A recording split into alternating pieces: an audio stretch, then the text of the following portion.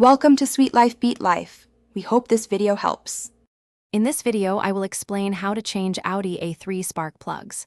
First, gather your tools, including a 16mm spark plug socket, a torque wrench, and a gap gauge. Always ensure your engine is completely cool to prevent burns and damage to components. For safety, disconnect the negative terminal of your car's battery before you start working.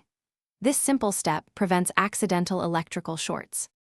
Now let's get to the engine. Gently remove the engine cover to expose the ignition coils. You'll see 4 coils, one for each spark plug. Disconnect the electrical connectors from each coil, then unbolt and carefully remove them. Use your 16mm spark plug socket and an extension to loosen and remove the old spark plugs. Be sure to keep track of which plug came from which cylinder.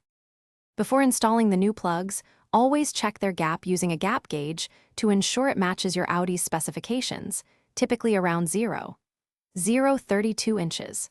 A small amount of anti-seize compound on the threads can prevent future seizing.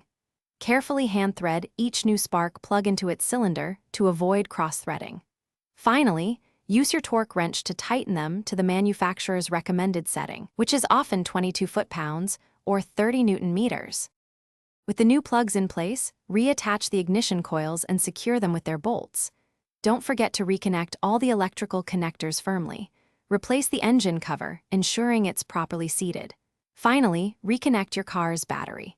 Start the engine to confirm everything is running smoothly.